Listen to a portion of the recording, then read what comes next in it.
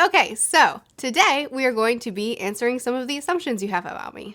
Again, when I did this video the first time, it was so highly requested that I make a part 2 that here we are, we're making a part 2. I will link the first assumptions video up there if you missed it and you care. It'll also be in the description, but let's get into the assumptions that people have about me. You are a glass half full type of person. Yes, 100%. I talked about this in my first video, but I had to overcome a lot of mental, perceptions about myself and way I viewed the world. Really, my whole outlook on the world wasn't where I wanted it to be. I didn't like the way I viewed myself. I didn't like the way I viewed people around me. I didn't like my attitude in general. And so I did a lot of internal work to overcome that. And now my main goal is to maintain the joy and peace and happiness that I have in my life right now. So I very much, it's something that I have to work for. It's something that I have to choose, I of course, when bad things happen, I want to be irritated and frustrated and mad and whatever, but I choose not to be. I choose to expect great things. And I find that when I look at, instead of constantly looking at all the negative things that have happened to me, because sure, I've had plenty of bad things happen in my life and roadblocks and, trauma. And when I dwell on that, then I'm going to keep expecting that and accepting it when it comes. But when I focus on all the amazing things that have happened to me and that my life has brought me, then I expect more of that. And I find that when I'm expecting more of the greatness of my life, then that's what I'm going to fight for. And so when I hit a roadblock, I will be more likely to say, okay, what's another direction we can go? What's something else we can do?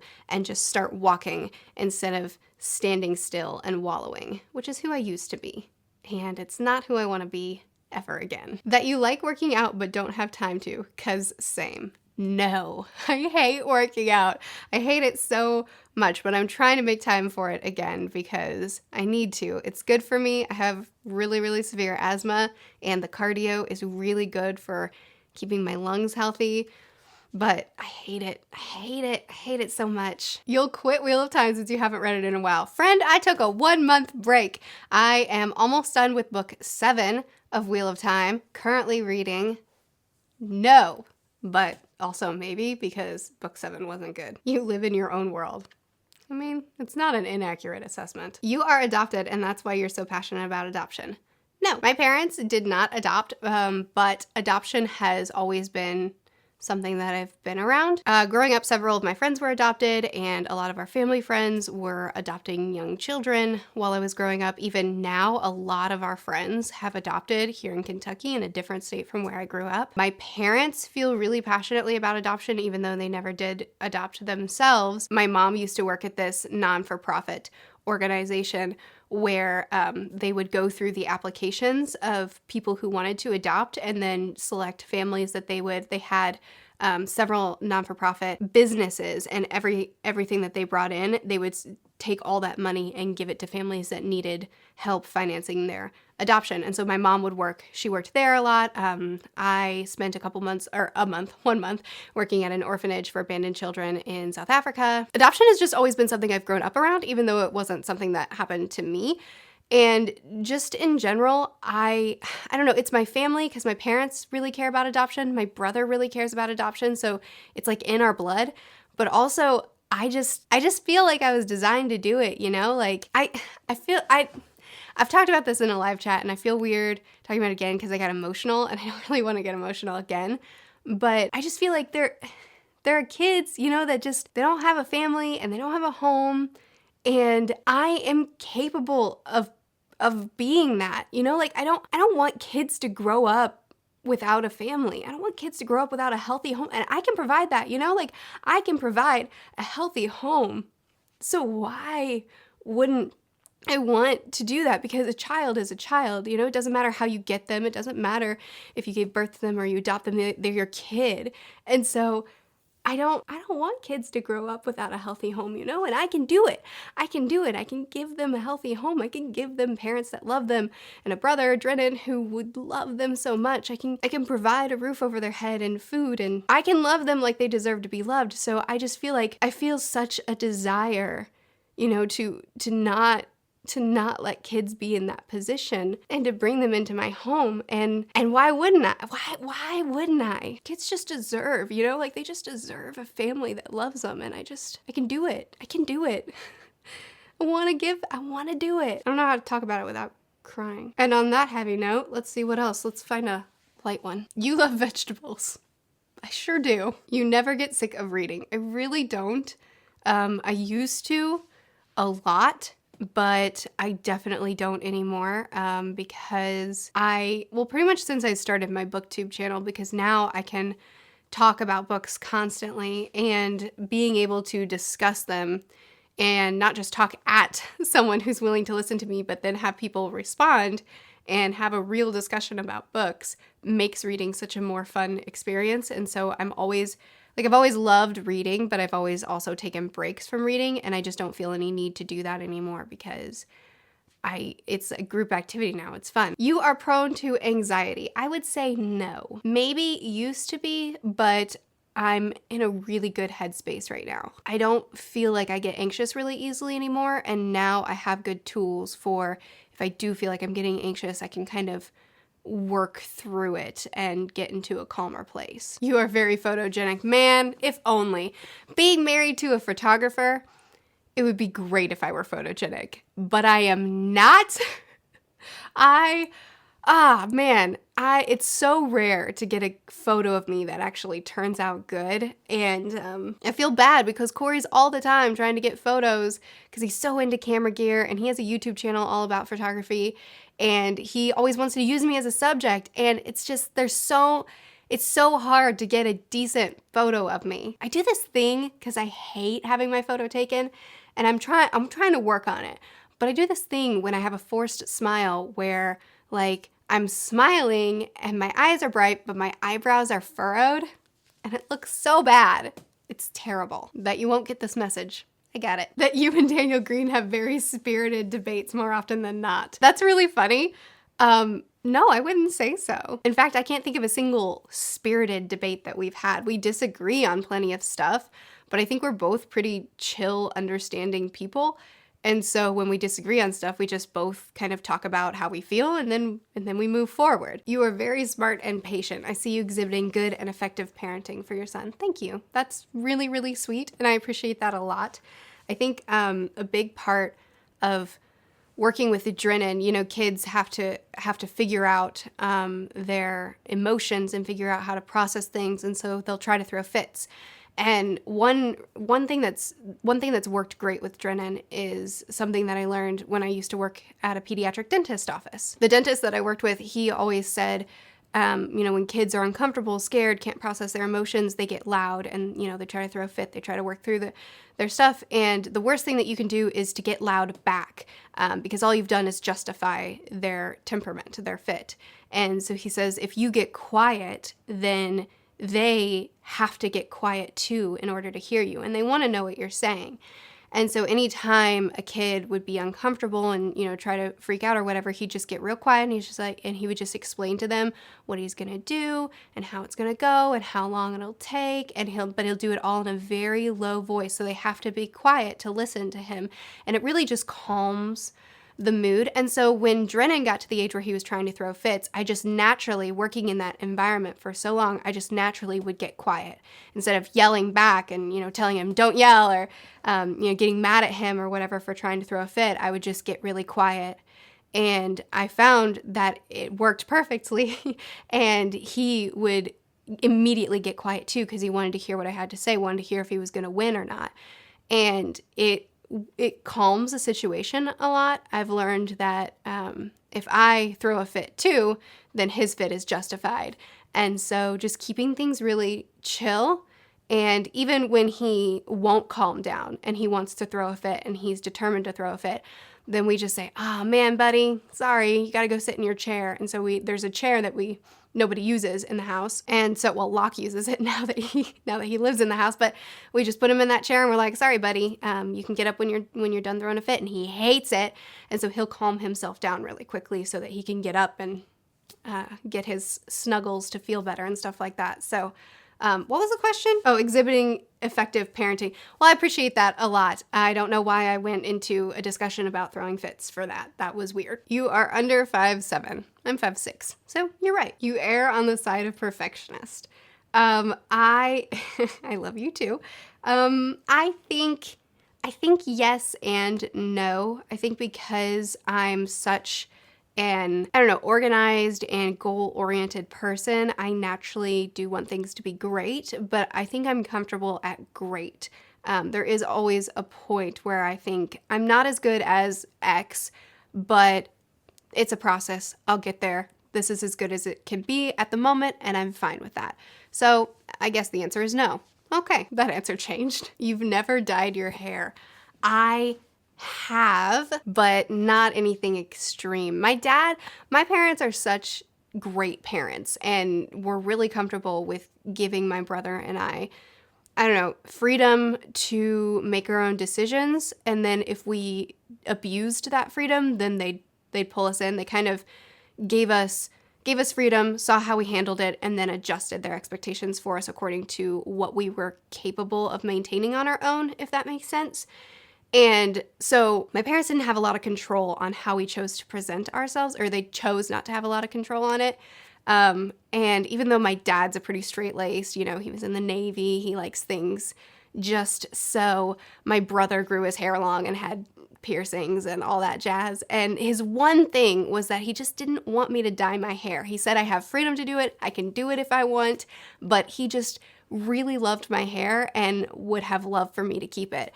And with the amount of freedom my parents gave me and the amount of respect I felt from them, when they had these little things, I just wanted, I wanted to respect those things because I had so much freedom. What's the point of pushing the boundaries that are loosely there? So I never dyed my hair except one time. So I had a shaved head for a bit there, and we went to this carnival. It doesn't matter. The point is, I dyed my hair pink, and I had a buzz cut, so it didn't matter. But it stayed in. It was temporary dye, and it stayed in for so long. And so when my hair grew out, I had pink tips for the longest time. That you want lots of kids. This is a good question. Yes and no. I want to adopt a ton of kids, but I don't know if that's realistic. So Corey and I would kind of have this mentality of you don't know that your family's done until it's done. And so we don't really have a number of kids that we want. Right now, we're excited for kid number 2. And after that, we'll just see. I hope that adoption is something that we get to do more than once. And I hope that I get to be a parent of a lot of people, no matter what that looks like. Back to my parents. We grew up in a very run down and not good area. And a lot of my friends had really bad homes. And my parents didn't. My parents were amazing. And we lived out in the country. We weren't in town. But my parents always left the door unlocked or had a key that all my friends knew where it was. And when my brother's 2 years older than me, and we shared a lot of the same friends. And so when our friends started getting licenses, they would just show up, and there was no invite needed. There was no call first. And a lot of times they would just show up in the middle of the night. I'd go to sleep at night and I'd wake up and I would have, there would be 3 kids sleeping on our living room floor. And, they didn't need to give us a reason why. And, they woke up and they were in our house that day, and they got fed and they got loved. And at the time, I thought it was awesome because I just always had friends around me. I loved being around people. I still love being around people, but growing up, I was like, I constantly wanted to have my friends around, and with my house being like the safe haven, people were always around, and I loved it, and I thought it was so cool. But now as an adult, I look back and it's not just it was cool to always have my friends around. Now it's like, oh man, I'm so grateful that my friends had people like my parents to give them love. And I would like to have something like that too. I don't know if it would look exactly the same or whatever, but whether we continue to adopt or whether it looks like something else, I want to be available to be a parent to, 100 kids if I have the opportunity, because that's truly what my parents were. My parents still, even though we've moved states and our lives are really different, my parents still get messages from my old friends growing up that I've lost contact with. They're still in contact with because they were those kids' stand-in parents. And so they still come to them for advice and just to chat and just to catch up. And they were just so valuable in these kids' lives, and I want to be that. I want to be that too. I want to be a parent to as many people as I'm capable of being, whatever that looks like. Man, these videos, they get a lot deeper than I really anticipate them getting. I assume you prefer hot copy over iced. Yes. I assume you watch reality TV shows. Ooh, you're gonna expose me. Okay, so I don't watch a lot of TV, but Corey and I do watch The Bachelor together. We love it. We love it so much. And there's not a good reason other than, I guess the reason everybody watches reality. That's the only reality TV I watch, but we do get really excited when it's Bachelor season. You never went through a bad haircut phase. My friend, let me tell you, growing out a buzz cut, I had some bad haircuts. That growing out phase is hard. I assume that Murphy plans on writing a second book. My friend, I am currently working on a horror novella about killer mermaids, and it's so much fun, but I don't know if I'll ever share it. It may just be for me. We'll see how it looks when I'm done. You can eat really spicy food, but you don't often because your husband and son can't. How could you possibly know that? I love to cook, and I like to think that I'm good at it. But I have to tone down my recipes actually Corey's much better. When I married him, he did not handle heat well. But I've slowly increased the heat of my recipes. And now he can pretty much take what I can take. But when I have my parents over for meals, I'll usually make 2 separate pots or 2 separate pans. And I'll make one for my dad and I'll make one for Mom and Corey. And yeah, I do. Man, I like for food to burn my stomach a little bit. Maybe that's why I have such bad reflux. How would you know that? Oh, so close, so close. That your favorite doctor is David Tennant and your favorite companions are Rory and Amy. Okay, so Tennant and Smith are like so close in my mind. Tennant was the doctor that I started watching on, and then I went back and watched Eccleston, and then when Matt Smith came on the scene, I hated him because he wasn't Tennant, but then I grew to love him because he wasn't trying to be Tennant. He was a totally different doctor, and they're so different that it's hard to choose one to love more, but I think Matt Smith got better episodes than Tennant got. Tennant's were really hit or miss. And so Matt Smith is a little bit higher in my mind because he got so much better episodes, or at least consistently better episodes, whereas Tennant would get sometimes amazing ones and sometimes horrible ones. I liked that Matt Smith was the antithesis in that, like, he was practically afraid of women, whereas Matt Smith was like the ladies' man. David Tennant was the ladies' man. Everybody fell for him.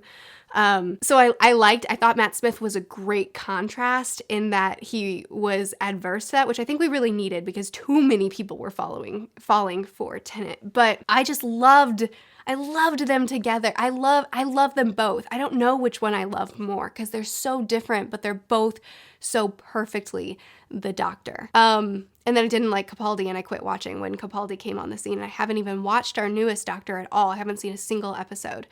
So man, it's tough. I still haven't gone back and watched the original Doctors. I've only seen from Eccleston forward, and I really, really want to go back and watch the older episodes. I just don't take the time to watch TV very much, but I really want to. Maybe that's what we'll do, because Usually in the evenings, I work on my computer while Corey watches a show, and I'll just like half listen to it in the background. But maybe we should start watching The Doctor in the evenings. I mean, Doctor Who in the evenings, because then I might actually pay attention to what we're watching. I might start doing that now. You have inspired me. As far as companions, I actually didn't like Amy very much at all. I liked her in concept, but the way she treated Rory made me not like her. I think maybe my favorite companion is like Martha or something. I don't know. My assumption is that you, Daniel, and Tim are going to collab in the future. That would be awesome. I would love that. Tim and I were just talking about Terry Pratchett because I still haven't read a Terry Pratchett, and so he was telling me what books I should start with. And oh man, that would be fun. I'd love to collab with both of them. All right, so this video is way too long, so I'm gonna quit it here. But I'm going to end it on a question that came up a bunch, and I just kept skipping over it. But because it came up so much, let's go ahead and end it on that. And that's that a lot of people think that my house is super tidy and organized. And I'm here to crush your dreams. I'm a very clean person, but I'm really not a very tidy person. I like structure in my days, but that's more to do with tasks that I want to accomplish and less to do with my house needing to be spotless, and it's not. In fact, even my bookshelves, there's a stack of books right next to me because they just sit on my bookshelves in front of all these pretty books that you see because I have no organization to them whatsoever, and it's a cluttered mess. But I take them down to help you not get anxiety while watching my videos. There's pretty much always clutter somewhere. I'm trying to do better about it. I'm trying to take time in my day, every day, to kind of work on the corners of the room where clutter comes up. But you know, our house isn't dirty and our house isn't terribly cluttered, but I'm not the type of person that you could just walk into my home and think, wow, did you prepare for me? Sometimes we just have mess. A lot of times we have mess, but we're trying to be better. We're trying to be a little bit more organized. So there you go. There's another assumptions video. Hopefully this one will be a little bit longer than the last because I had a little bit more time to film today. I'd love to chat with you more about anything that we talked about today. I post videos every Sunday, Tuesday, Thursday, and Saturday. I'll see you guys again soon. Bye.